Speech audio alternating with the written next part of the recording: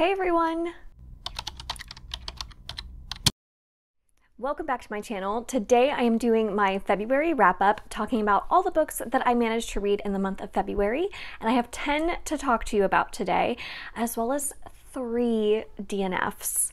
So the DNF count is not great for this month, but the quality of what I did finish was so great, so I'm very excited to talk to you about this wrap-up. But before we get to the books, I want to let you know that this video is brought to you by The Forbidden by Lori Holmes, book 1 of the Ancestors Saga. As the blood settles into the snow, Reba's life will never be the same again. Lost, alone, and damningly burdened with her murdered lover's forbidden offspring, Reba must learn to survive in a freezing and hostile world. Hunted by a murderous chieftain, a man hell-bent on possessing her mysterious powers for his own, Reba calls upon all of her cunning and extraordinary gifts to evade capture. Facing relentless danger, she must attempt to reach the one place that surely promises salvation. She can only hope that her ancestral home is the haven she needs it to be. But can any haven truly exist for one who bears the forbidden? The Ancestors Saga is a self-published fantasy series. It is a fantasy romance series, and it sounds so good. It got such good reviews online, and this gorgeous copy was so kindly sent to me by the author. It is a hardcover with the actual cover printed on the book itself. So no dust jacket. It's stunning in person. Just take a look at that cover. So if you haven't checked this out, I will link all of the information for this book down below so that you can purchase a copy for yourself and begin your journey into the Ancestors Saga. So thank you so much to the author for sponsoring this video, and we will now get back into the books. So I always do my wrap-ups in the order of enjoyment, so starting from my least favorite book, working our way up to my most favorite book, and we'll start with the 3 DNFs. So starting with the first one, it is The Last Blade Priest by W.P. Wiles. This was one that was sent to me for review last year, and I was really excited to read it because it sounded like this very political fantasy world, and it was a standalone. And the problem was, I was about 100 pages into it, and I just felt nothing. It was so unfortunate because it had these different perspectives that it was exploring and this kind of different type of world building, but I just didn't really see where it was going. I didn't see what the point of the plot was. I didn't care about any of the characters really. The world building, while it was interesting, it wasn't necessarily all that engaging to me personally. This one didn't work super well. Now I know Rachel from Shades of Orange, whose channel I will link down below, she did finish this and she really enjoyed it. So if you'd like to see a very positive review of this book, I highly recommend you go check out her channel. And I will try to link the video where she reviews this down below. So, I mean, if it sounded interesting to you, give it a shot. But unfortunately, this one just was doing nothing for me. The next one I DNF'd was Ithaca by Claire North, another one that was sent to me for review, and this one, I do have a very specific reason why I DNF'd this one. The writing style itself was very jarring. So the story is the story of Penelope of Ithaca, the famed wife of Odysseus, and it says that it's, you know, this story is it's never been told before. The problem is it was told, the narrator of the story, editing Jesse here, the narrator of the story is Hera. I said the wrong name in the video, so just wanted to correct that. Back to the video. And so you're getting the story from her perspective, and she's kind of this omniscient narrator, and she decides to focus on different characters at different times, and she'll kind of veer off into these like side tangents for a while, for like multiple paragraphs, talking about like what other characters are doing that aren't relevant to the scene at hand. Or it was just very jarring, the narration style and the choice to tell it from the narrator that we did. I've seen a lot of people really enjoy this, and the writing itself like, I didn't necessarily think that the writing style was bad. It was more of just the narrator choice and the jarring changing of who we're following when and what scene we're following. It was very confusing to me. So I was not enjoying this one at all. I gave it, again, about 100 pages. And then my final DNF, I talk about this one in my Reading Anticipated Releases vlog. So if you'd like my real-time reactions to this book, you can go check out that vlog that I'll link down below. My last DNF was Emily Wilde's Encyclopedia of Fairies by Heather Fawcett. This is the gorgeous Fairy Loot edition that is so beautiful, and I'm so sad I didn't like this book. Look how beautiful that is. I'm so sad I didn't like this. Now this one was very boring. That's the best way I can describe it. And I've seen nothing but positive reviews from other booktubers, so by no means should you take my opinion as truth. Like, please give this a chance yourself before you decide to totally write it off, because I am so far in the minority on this one with my opinions, and everyone seems to just love this adorable cozy fantasy, but I found that I was just so bored. I was like, why are we focusing on these mundane details? I really didn't like the writing style. I really didn't like the characters. You can see my real-time reactions kind of tell the whole story here, but yeah, I just was like very confused and felt like I was missing something the whole time, because this just I just could not get into it. I not once focused on this book while I was reading it, because I was like so mind-numbingly bored. I don't know. It was so bizarre. So don't listen to me. Go check it out for yourself. Everybody else loves it. See what you think for yourself there. All right, getting into the books that I did finish now. So we'll start with my least favorite, and I'm gonna say my least favorite of last month was The Worst Best Man by Mia Sosa. This is one that I gave 3 stars, and I've been wanting to check it out for a while. It's a fun kind of enemies to lovers romance, and you're following our main character who was about to get married and gets left behind at the altar by her fiance. They break up after that, obviously, and she thinks that it was because of the fiance's brother, who was the best man of the wedding, kind of talking him out of this wedding, that ended up resulting in him leaving her behind at the altar. So she really doesn't like this brother character, but she gets put into a situation where she has this great opportunity to work for this new company and get this great new job, and unfortunately runs into the brother again, and she has to work with him in order to get this job. So begins an enemies to lovers romance. I was not mad at this. I was not upset that I read it. I finished it and was like, yeah, that was fine, but I felt nothing like super deep. I didn't get super excited about this one. I never was like, yes, I'm so excited to pick it up again. I never found myself like loving the characters or the dialogue. I kind of just found everything kind of average, mediocre. It was fine. It was fine. It did nothing wrong, but it did nothing great for me.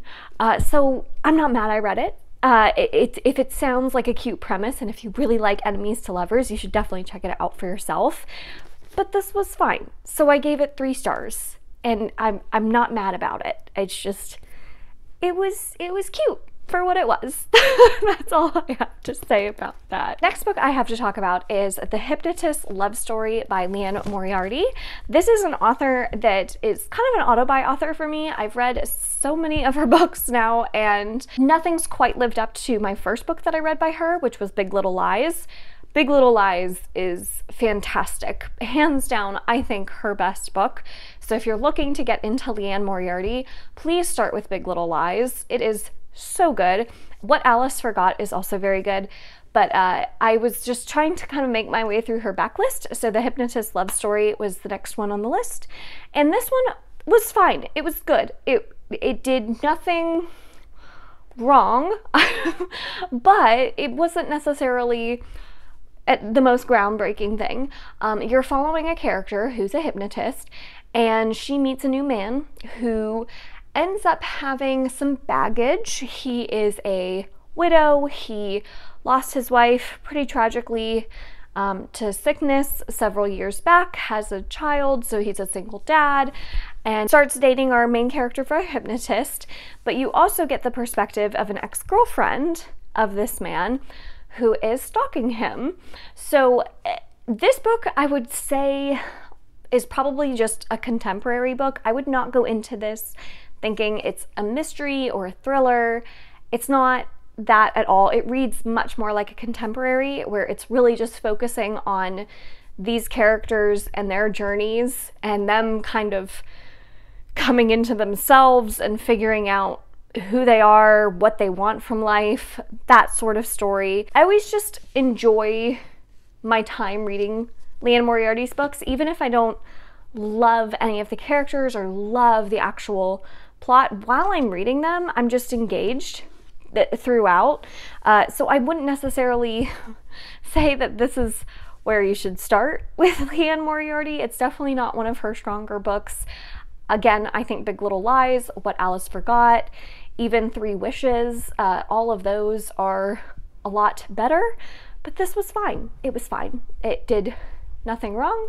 It just didn't do anything fantastic either. So I gave it 3.5 stars. The next book I have to talk about, The Monsters We Defy by Leslye Penelope. This was one that was sent to me for review last year, and I'm just now getting around to catching up on all of those advanced reader copies that I was sent last year. So I'm so sorry it's taking me so long to finally give you guys reviews of these books, but this was a fantasy book, a more urban fantasy, so takes place in our world, where you're following a main character. She is a clairvoyant. She can talk to spirits, and so you're following her in Washington, D.C., and the year is 1925, and she has this opportunity where she, as a younger woman, had made a deal with the spirit that resulted in her getting what she believes is a curse on her, and she wants to free herself from it. So she gets this opportunity to steal this thing in return for her freedom.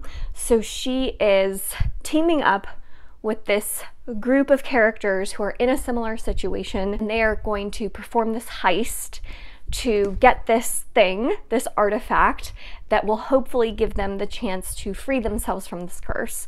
So it had this super fun premise, and I was really enjoying it. But the thing is, the length of the book, it's not very long, and it goes by very quick. So I really appreciated how easy it was to get through this book, but I never really felt overly excited or invested in any of the characters. I would have loved to have spent even more time exploring the dynamics between the group of characters after they had come together. It takes a while kind of introducing each character, and so by the time they're all together, you're about halfway through the book, so you don't have a whole lot of time left for them to really feel like this found family. So I would have loved to have seen more of that part of the book, because I felt like the couple of scenes that we did get were my favorite parts of the book. I think that this author's writing style is fantastic. I would definitely check out more from this author in the future. And I really liked the curse aspect. I thought it was really well done, and how each character has a slightly different curse, and it kind of depends on who that person is, what curse they get. I really liked that stuff. So I ended up giving this one 3.5 stars, because again, I found myself really engaged, but never found myself overly invested in the characters or in the plot, and kind of wanted a little bit more from it. But I still overall enjoyed it. So it was good. I'm super glad I read it. I would recommend it if it sounds good to you. I just wanted just a little more time to develop each of the different characters, and especially develop them together, working together. The next book I have to talk about is For Your Own Good by Samantha Downing. This one is now getting into my 4-star and above rating. So I gave For Your Own Good 4 stars, and I had seen, when this one came out a couple years ago, I had seen so many mixed reviews for it, and I can totally see why it has so many mixed reviews. It is classified as a thriller, but there's no like twist or whodunit or kind of gotcha moment. You kind of are in on what's going on the whole time. If you like thrillers because you love a big twist at the end, this is not the book I would recommend.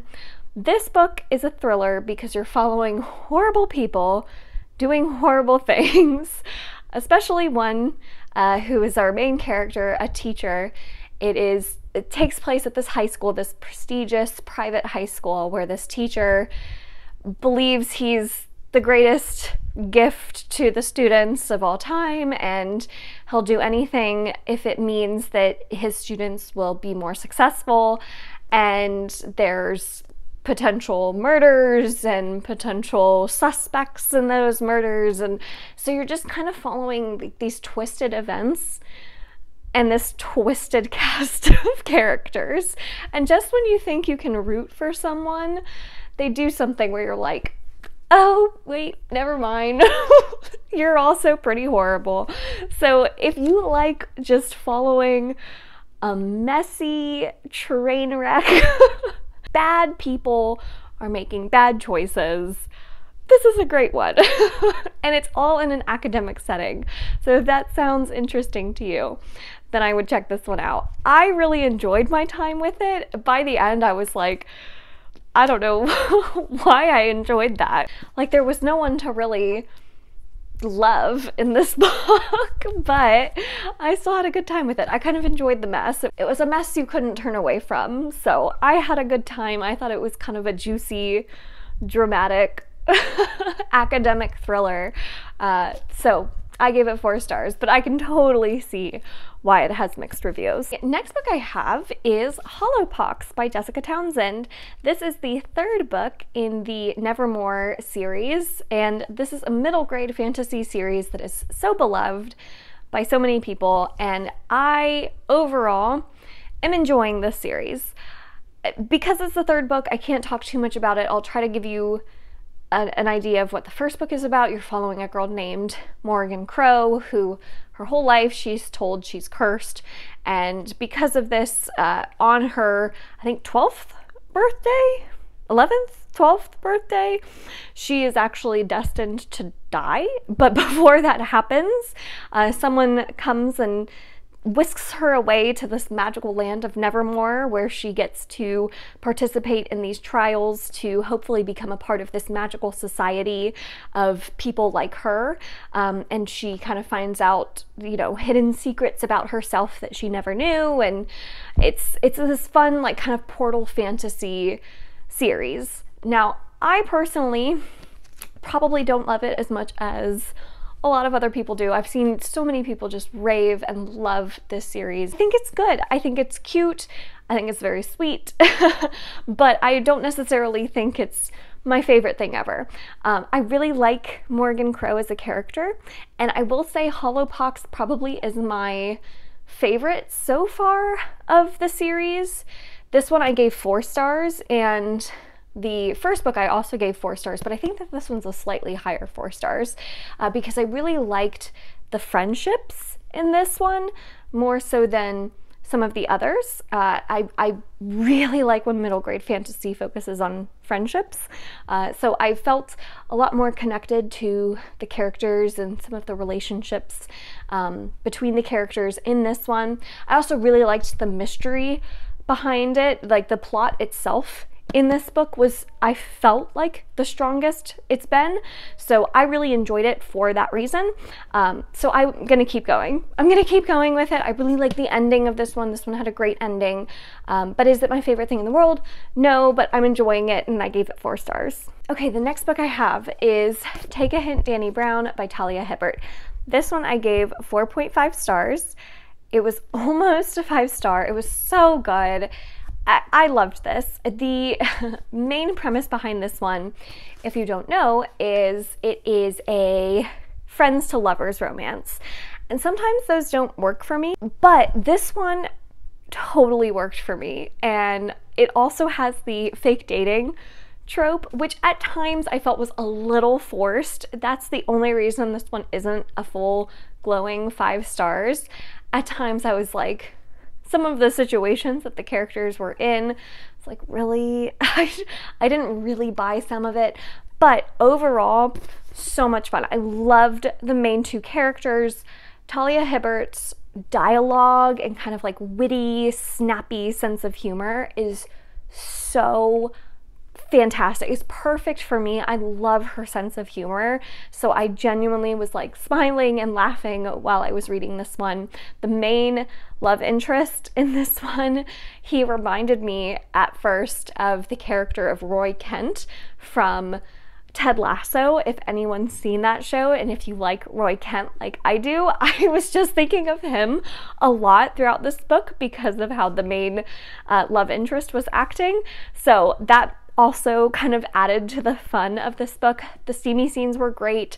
Like, this one was just so much fun. It was just a couple of situations that I was like, oh, I don't totally buy that. But overall, I will say I liked this one more than Get a Life Chloe Brown, which I still really enjoyed. Talia Hibbert is, especially if she lands with Act Your Age, she might become an auto-buy author for me. These is now 2 books that I've really enjoyed from her. So I think with 3, she's an auto-buy. So I'm really excited to keep going with Talia Hibbert's books and see if I continue to enjoy all of them. So I highly, highly recommend this one. The next 4 books I have are all 5 stars. So it's really hard to rank them.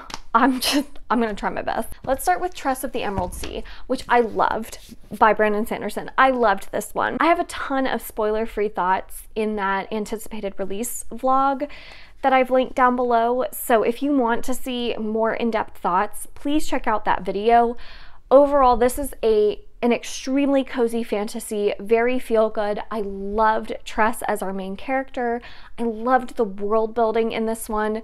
The narration style, if you don't know, this story is told from a narrator who is kind of a main character in Brandon Sanderson's Cosmere universe. So if you like that character and you like his humor, you're probably gonna love this narration style. It's very witty, it breaks the 4th wall a lot with you as the reader. I was having such a good time reading this. So many quotable moments, so much fun. So I can't recommend this one enough. Do you have to read any of Sanderson's novels before you read this one? No. The only thing I will say, and I mentioned this in my vlog, where Elliot Brooks says it really, really well, if you've read the first or the second book in the Mistborn series and you haven't finished the Mistborn trilogy, the original trilogy, then maybe wait to read this one. If you've finished Mistborn and you haven't read anything else, go for it. If you haven't even started Mistborn, go for it. You can read this one. There's just a name that's dropped that if you are aware of who that is in Mistborn, you might get a little spoiled. Maybe if you're like very kind of spoiler adverse, but if you haven't read anything else, you can totally start with this one. I would say it's an almost great indicator of whether or not you'd like Sanderson. His writing style is very different in this book than it is in his other books.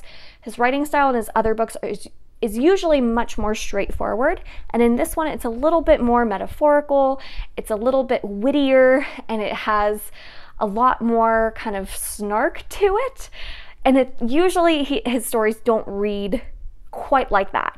So I wouldn't say that this writing style in this one's the best indicator, but the character work and the imaginative world building in Tress definitely makes it feel like a signature Sanderson novel. So highly recommend this one. I loved it.